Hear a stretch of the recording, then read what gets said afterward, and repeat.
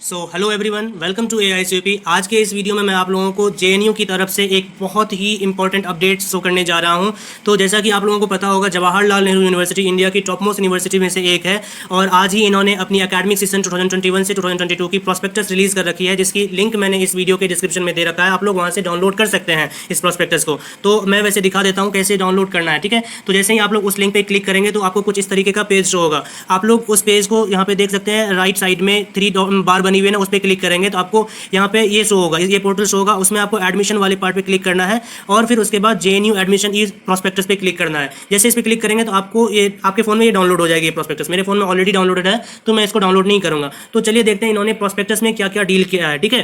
तो सबसे पहले हम लोग देखेंगे इस JNU में कौन कौन सी प्रोग्राम्स ऑफ स्टडीज है, कौन कौन से स्कूल्स है, उसके अंदर कौन कौन से सेंटर्स हैं। तो आप लोग देख सकते हैं यहाँ पे टोटल 21 स्कूल्स है। School of international studies, school of language literature and cultural studies, ऐसे ही बहुत सारे स्कूल्स हैं। स्कूल ऑफ सोशल साइंसेज से लेकर special centre for system medicine तक है। यहाँ तक मतलब आपको ये टोटल सेंटर्स है, ठीक है। तो अब आपको ये इस प्रोस्पेक्टस में अगर आप लोग आगे जाएंगे तो सारे स्कूल्स के बारे में इंडिविजुअली डील किया गया है। लाइक मान लीजिए स्कूल ऑफ इंटरनेशनल स्टडीज है तो उसमें कौन कौन से कोर्सेज प्रोवाइड कराती है, कौन कौन से प्रोग्राम्स ऑफ स्टडीज हैं और उसकी एलिजिबिलिटी क्राइटेरियाज के बारे में भी यहाँ पे डील किया हुआ। देखिए जैसे कि मास्टर्स में उनमें कौन कौन से कोर्सेज की क्या क्या एलिजिबिलिटी क्राइटेरिया है, आप लोग यहाँ पे देख सकते हैं। वैसे ही हम लोग इस वीडियो में अभी स्कूल ऑफ लैंग्वेज के बारे में जानेंगे। स्कूल ऑफ लैंग्वेज में क्या है, क्या क्या एलिजिबिलिटी क्राइटेरिया है, कौन कौन से सेंटर्स हैं, देख सकते हैं। School of language page number 18 में school of language literature and cultural studies, ठीक है। तो पहला है इसमें centre of Persian and central Asian studies. उसमें देख सकते हैं आप PhD in Persian, MA in Persian, MA in Pashto, BA honours first year in Persian and Pashto और certificate of proficiency in Pashto, ये सारी है। वैसे ही centre of Arabic and African studies, फिर जापानीज, फिर कोरियन, सारी कोर्सेज में कौन कौन से प्रोग्राम्स इंक्लूडेड है वो यहाँ पे डील कर रखा है, ठीक है। And centre of Chinese and south east Asian studies है, centre of French and Francophone studies है, सेंटर ऑफ जर्मन स्टडीज है, centre of Italian Indian languages है, सेंटर फॉर लिंग्विस्टिक्स है, सेंटर फॉर इंग्लिश स्टडीज है, centre for of Russian studies है and centre for Spanish, Portuguese and Italian and Latin American studies है, ठीक है। इसमें PhD in Spanish, MA in Spanish, BA honours first year in Spanish. फिर उसके बाद अब सारी सेंटर्स को इंडिविजुअली इन्होंने डील कर रखा है, ठीक है। तो हम लोग इस वीडियो में बेसिकली देखेंगे अब जो एलिजिबिलिटी क्राइटेरिया है बैचलर्स में, ठीक है। तो पेज नंबर 27 पे जाते हैं एंड इसके बाद यहाँ पे हम लोग देखेंगे eligibility criteria BA honours in first year के बारे में, ठीक है। तो आप लोग देख सकते हैं यहाँ पे CPCA है, centre for Persian and central Asian studies. फिर वैसे ही CA and AS, CJS, CKS, CC, SEAS, CGS, CRS, वैसे ही CS प्लस वगैरह भी सारा, मतलब सारे सेंटर्स को यहाँ पे शॉर्टकट यहाँ टर्म में दे रखा है।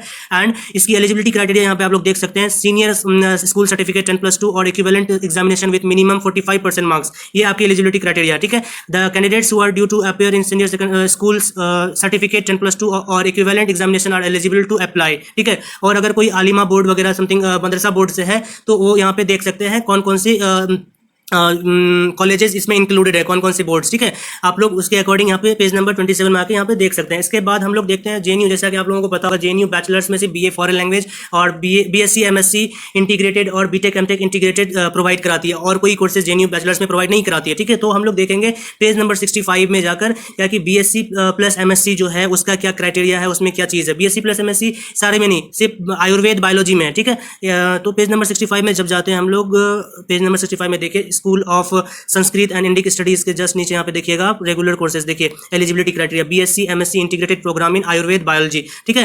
तो आप लोग यहाँ देख सकते हैं इसकी एलिजिबिलिटी क्राइटेरिया क्या है। एटलीस्ट सीनियर स्कूल सर्टिफिकेट 10+2 और an examination recognised as equivalent thereto with a minimum of 45% marks in aggregate, ठीक है।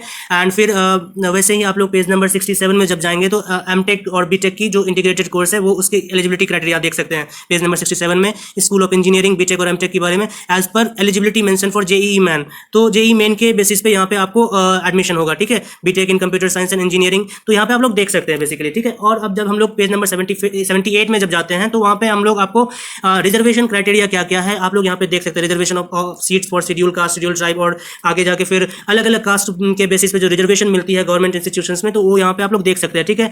Like 15% of the total number of seats are reserve for applicants belong to schedule caste and 7.5% for schedule tribes. वैसे ही general EWS में भी कुछ है, OBC के लिए भी कुछ है, ठीक है। तो आप लोग इस पेज में पेज नंबर 78 में आके देख सकते हैं, ठीक है। अब हम लोग पेज नंबर 90 में जब जाएंगे तो वहाँ पे आप लोग पहले तो यहाँ पे एक चीज़ देख लीजिए, आपको कौन कौन से डॉक्यूमेंट्स, जब आप एडमिशन मतलब आपका एंट्रेंस क्लियर हो जाता है तो आपको डॉक्यूमेंट्स के बारे में, ठीक है, कहाँ पे कैसे, मतलब जैसे देख लीजिए आप अगर आप ईडब्ल्यूएस से बिलोंग करते हैं तो आपकी मतलब जो डॉक्यूमेंट आप बनाएंगे तो उसकी फॉर्मेट ये होनी चाहिए। तो पेज नंबर 82 में आप लोग आके देख सकते हैं ईडब्ल्यूएस, और ईडब्ल्यूएस में अगर आप लोग हैं या नहीं तो उसकी जानकारी के लिए आप लोग यहाँ क्राइटेरिया देख लीजिए, 8 लाख रुपीज़ से कम और 5 एकर्स लैक। तो यहाँ पे आप लोग देख सकते हैं reservation for economically weaker section, ठीक है, पेज नंबर 78 से ही डील ये स्टार्ट हो जाता है रिजर्वेशन के बारे में, ठीक है। तो आप लोग यहाँ पे ये सारी चीज़ें देख सकते हैं। अब हम लोग पेज नंबर 90 में, वैसे यहाँ पे मतलब बहुत सारी, मतलब जो भी आप लोग अगर कोई ओबीसी से बिलोंग करते हैं या फिर और कोई स्पेशल कैटेगरी से आप लोग बिलोंग करते हैं तो आप लोग उसकी सर्टिफिकेट बिल्कुल इस फॉर्मेट पे ही जेएनयू अग्री करती है, बाकी और किसी फॉर्मेट पे अग्री नहीं करती है वो। फिर अब हम लोग पेज नंबर 90 में जब जाएंगे तो वहाँ पे आप लोग देख सकते हैं क्वार्टाइल डिस्ट्रिक्ट्स के बारे में डील कर रखा है, ठीक है। तो क्वार्टाइल डिस्ट्रिक्ट्स की मैं मतलब यहाँ पे डेप्रीवेशन पॉइंट्स की मेनली बात हुई है, ठीक है, डेप्रीवेशन पॉइंट्स जो एक्स्ट्रा पॉइंट्स जेएनयू देती है अपने एंट्रेंस एग्जामिनेशन में बच्चों को, ठीक है। तो इसकी मैं एक सेपरेट वीडियो बना दूंगा, लेकिन इसमें आप लोग बस ये देख लीजिए, यहाँ पे यूजी में आपको अगर 10th या 12th आपने किसी क्वार्टाइल 1 डिस्ट्रिक्ट से पास किया हो तो आपको 6 मार्क्स मिलेंगे, वैसे ही पीजी में 3 मार्क्स मिलेंगे, ठीक है। सॉरी, पीजी में 3 मार्क्स मिलेंगे बिल्कुल। फिर वैसे ही क्वार्टाइल 2 से अगर बिलोंग करते हैं तो अगर उसमें आपने 10th 12th जो है अपने यूजी, सॉरी 10th 12th या फिर यूजी, ठीक है, ये अगर आपने यहाँ से पास किया क्वार्टाइल 2 से तो आपको 4 मार्क्स मिलेंगे और पीजी 2 मार्क्स। तो ये सारी चीज़ें यहाँ पे मैं एक सेपरेट वीडियो इसकी बना दूंगा, आप लोग वहाँ पे देख लेना, बहुत ही जल्द वो भी वीडियो मैं बना दूंगा। और आप अगर देखना चाहते हैं कि क्वार्टाइल 1 और क्वार्टाइल 2 में आपकी डिस्ट्रिक्ट आती है या नहीं, तो यहाँ पे जेएनयू अपनी प्रोस्पेक्टस में ही वो सारी डिस्ट्रिक्ट्स को इंक्लूड कर देता है। जैसे आंध्र प्रदेश में कौन कौन सी डिस्ट्रिक्ट क्वार्टाइल 1 में आती है और क्वार्टाइल 2 में आती है। वैसे जनरली बिहार के ज़्यादा बच्चे होते हैं जेएनयू में, तो आप लोग देख सकते हैं जेएनयू में कितने, मतलब बिहार के कौन कौन से डिस्ट्रिक्ट्स जो है क्वार्टाइल 1 में आप लोग देख सकते हैं। क्वार्टाइल 1 में मधेपुरा, अररिया, सुपौल, पूर्णिया, सब मतलब ये सारी क्वार्टाइल 1 में आती है, ठीक है। और क्वार्टाइल 2 में ये सारी डिस्ट्रिक्ट्स आती है, भोजपुर, रोहतास, वैसे ही बाकी सारे जैसे छत्तीसगढ़ है, गुजरात, हरियाणा, हिमाचल प्रदेश, जम्मू एंड कश्मीर के भी बहुत सारे डिस्ट्रिक्ट्स आती है इसमें, ठीक है। रामबान, रियासी, किश्तवाड़, ये सारी डिस्ट्रिक्ट्स है, ठीक है। मतलब ये जम्मू एंड कश्मीर का डिस्ट्रिक्ट्स जो कि क्वार्टाइल 1 और क्वार्टाइल 2 की इसमें दिया हुआ है, ठीक है। एंड फिर आप लोग बहुत सारे स्टेट्स है जैसे मध्य प्रदेश, महाराष्ट्र, इसके बारे में यहाँ पे डील किया हुआ है, ठीक है। अब हम लोग देख लेते हैं सीट्स के बारे में, नंबर ऑफ सीट्स कैसे क्या क्या डिस्ट्रीब्यूशन दिया गया है, ठीक है, किया गया है जेएनयू में, ठीक है।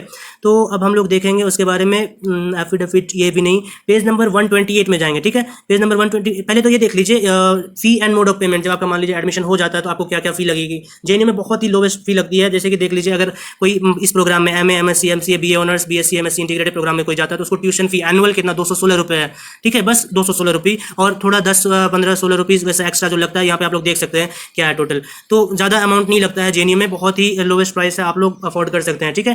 एंड पेज नंबर जैसे ही हम लोग 128 में पहुंचते हैं तो यहाँ पे आप लोगों को नंबर ऑफ सीट्स डिस्ट्रीब्यूशन के बारे में बताया गया है। आप लोग जैसे यहाँ पे देख सकते हैं पीएचडी में थ्रू जेएनयू ई के थ्रू जो सीट्स डिस्ट्रीब्यूशन है अलग अलग डिपार्टमेंट, अलग अलग कोर्सेज में, तो वो सारी यहाँ पे डील कर रखी है। तो इस वीडियो में मैं बेसिकली बैचलर्स के बारे में बताऊँगा।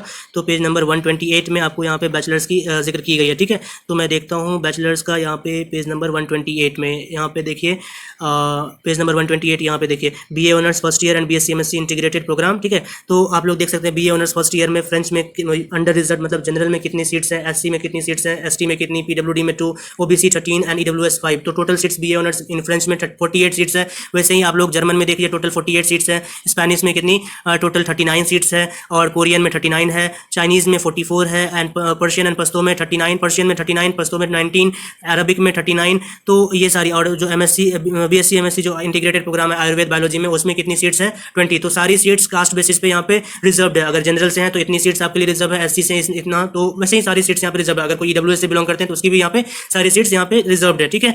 अब हम लोग डील करते हैं इसमें टाइम टेबल की बात, जो मेजर प्रॉब्लम है बच्चों में टाइम टेबल। जो पेज नंबर 130 में देख लीजिए यहाँ पे टाइम टेबल की बात, जो इस बार एडमिशन मतलब एंट्रेंस देंगे इस बार, तो ये एंट्रेंस की डेट्स इस प्रोस्पेक्टस में जनरली तो रिलीज हो जाती थी, लेकिन जब से एनटीए लेती है इसकी एग्जाम तो तब से यहाँ पे ये लोग इंक्लूड नहीं करते इसमें। अगर इससे पहले ही एनटीए ने रिलीज कर दी होती तो ये लोग यहाँ पे इंक्लूड कर देते हैं, जैसे online submission of application form कब रिलीज होती है और कब उसका लास्ट डेट होता है, समथिंग सारे कोर्सेज की यहाँ पे दे रखी है, ठीक है। फॉर एमबीए बीए समथिंग जो भी शेड्यूल है कब क्या कौन सा होना है।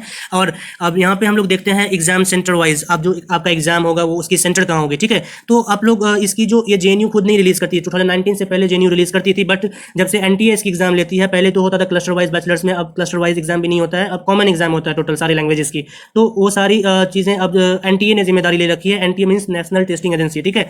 तो आप लोग अगर एनटीए उसकी रिलीज कर देगी तो आप लोग उसकी वेबसाइट www.nta.ac.in पे जाके चेक कर सकते हैं एग्जाम सेंटर स्टेट वाइज कहाँ पे है और डेट और शेड्यूल फॉर एंट्रेंस एग्जामिनेशन कब कहाँ पे होनी है, ये सारी चीज़ें इसमें डील कर रखी है। ठीक है, अब मैं लास्ट चीज़ इस वीडियो में बताऊंगा पेज नंबर 133 में। यहाँ पे देखिए, इस यहाँ से आपको सारे सिलेबस स्टार्ट है, मतलब सारी कोर्सेज की सिलेबस। पीएचडी में देखिए school of international studies, masters में ये अगर मान लीजिए कोई PISM IRM EILM में अगर कोई EILM में अगर कोई जाता है तो उसकी सिलेबस क्या क्या है, किस बेसिस पे एंट्रेंस एग्जामिनेशन होती है, PhD वालों का यहाँ पे दे रखा है, सारे कोर्सेज की यहाँ पे दे रखी है। ठीक है, तो आप लोग यहाँ पे देख सकते हैं।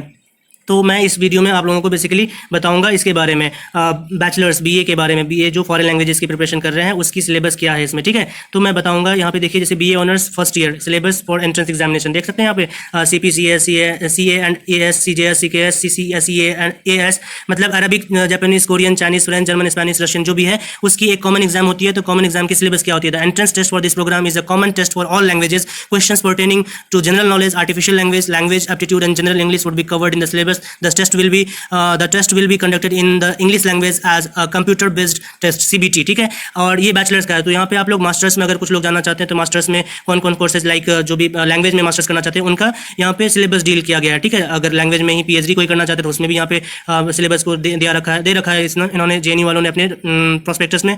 और अगर कोई लाइफ साइंसेज में जाना चाहते हैं, सारी चीज़ें अब देखिए, मान लीजिए अगर कोई स्कूल ऑफ सोशल साइंस में जाना चाहते हैं, लाइक कोई इकोनॉमिक्स में जाना चाहते हैं तो उसका ये सिलेबस है। और अगर कोई पॉलिटिकल साइंस में जाना चाहते हैं, कोई हिस्ट्री में जाना चाहते हैं तो यहाँ पे सारी चीज़ें दे रखी है। तो भाई ये वीडियो ऑलरेडी बहुत लंबी हो रखी है, तो मैं आप लोगों को लास्ट ये बताऊंगा कि अगर कोई बैचलर्स में फॉरेन लैंग्वेजेस की तैयारी कर रहे हैं या फिर कोई भी बाकी सेंट्रल यूनिवर्सिटीज़ की तैयारी कर रही है तो हमारी टीम जो है उसको प्रिपरेशन में हेल्प कराती है। उनको फ्री क्या, पहले तो फ्री होता था लेकिन अभी हमारा क्रैश कोर्स चल रहा है। ठीक है, क्रैश कोर्स में एक बहुत ही अफोर्डेबल प्राइस 499 रुपीज़ में आप लोग हमारा क्रैश कोर्स को एक्सेस कर सकते हैं। उसमें हम लोग आपको doubt sessions, video lectures means live classes दूंगा, एंड जो भी आपके सिलेबस से रिलेटेड जो भी आपको नोट्स एंड मटेरियल्स आपको एक्सेस मिल जाएगी उसकी।